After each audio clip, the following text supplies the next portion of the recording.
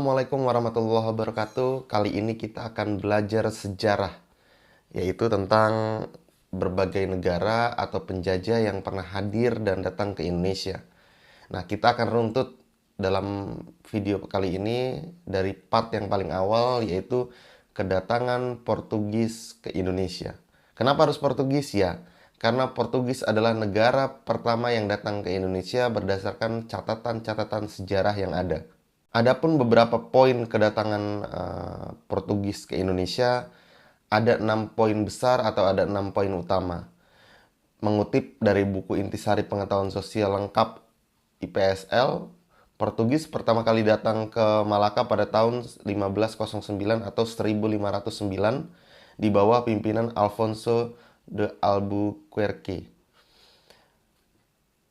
Pertama, poin yang mau saya sampaikan adalah kedatangan Portugis pertama di abad ke-16 merupakan kekuatan maritim yang besar dan memiliki minat dalam ekspansi wilayah ke luar Eropa.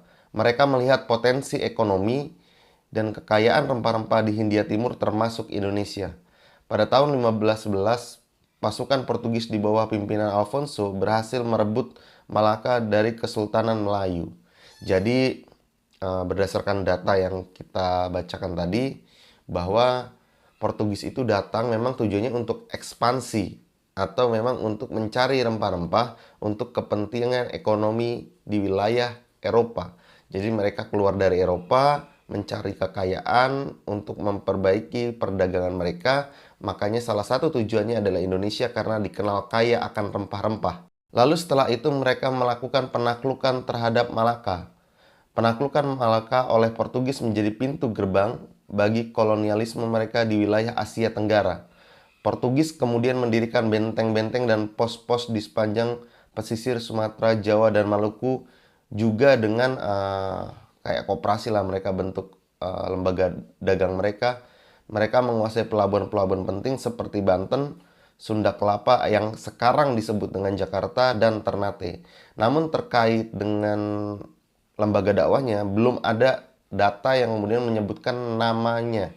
Kalau Belanda kan ada VOC, tapi Portugis ini dari sumber yang saya baca belum ada atau belum ditemukan nama dari lembaga dagangnya tersebut. Kalau teman-teman ada yang tahu boleh di komen sebagai tambahan informasi bagi saya dan kita belajar bersama, karena di channel ini kita saling memberikan masukan, saling belajar, dan boleh request teman-teman apa kira-kira yang perlu kemudian kita bahas di nextnya.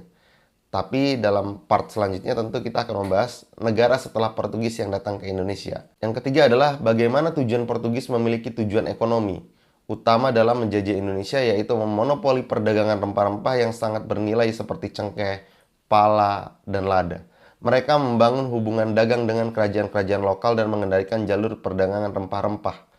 Jadi dalam upayanya mereka nggak langsung melakukan ekspansi merupakan dengan jajahan dan kekuatan fisik maupun militer, tapi mereka melakukan dengan cara yang sangat halus, yaitu kerjasama, menawarkan negosiasi-negosiasi, sehingga raja-raja di daerah timur Indonesia saat itu sepakat untuk menjalin kerjasama perdagangan dan menilai baik bahwa oh iya, produk kami dibawa ke luar negeri, dibawa ke Eropa, tentu ini akan mengenalkan produk Nusantara kepada negara-negara luar untuk kemudian mempermudah alur perdagangan.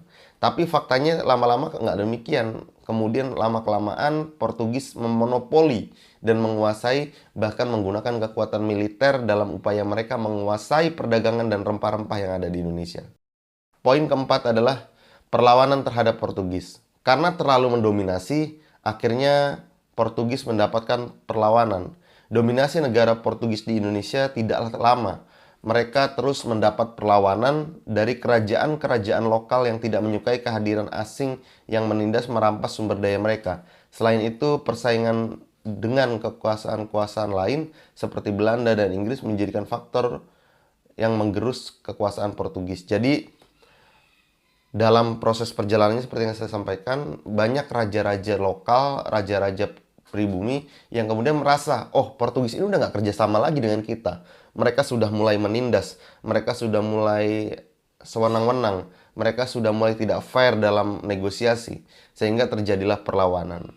Selain daripada itu, yang menyebabkan Portugis cepat hengkang dari Indonesia adalah salah satunya banyaknya ekspansi dari negara-negara penjajah lain seperti Belanda dan Inggris. Tentu ini yang kemudian menjadi faktor utama harus pulang lebih awal Portugis atau hengkang dari Indonesia dengan begitu cepat.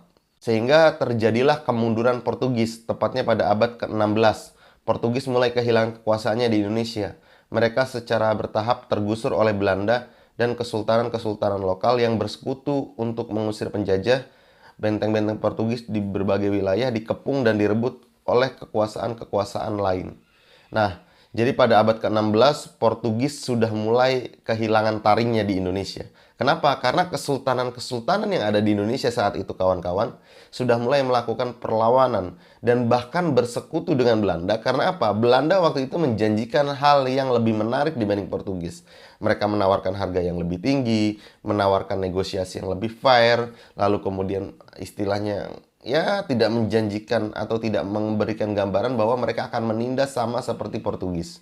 Dan inilah yang kemudian menjadi cikal bakal awal mundurnya Portugis dan terusirnya Portugis dari bumi pertiwi. Nah, saat itu kesultanan-kesultanan memang menjalin koalisi dengan Belanda karena Belanda tidak mengatakan dirinya sebagai seorang penjajah. Bagaimana kita tahu liciknya Belanda, bulusnya Belanda, sehingga mereka memanfaatkan isu ketidaksukaan para sultan-sultan lokal terhadap Portugis, yaitu dengan cara divide impera yang sama-sama kita tahu yaitu politik adu domba. Dan inilah keahlian Belanda saat itu. Maka dari itulah sedikit sejarah yang dapat kami sampaikan. Ya tentu kita sama-sama belajar sejarah. Kenapa penting belajar sejarah? Insinyur Soekarno pernah mengatakan jas merah, jangan sekali-kali melupakan sejarah. Karena apa? Bangsa yang kuat adalah bangsa yang belajar dari sejarahnya.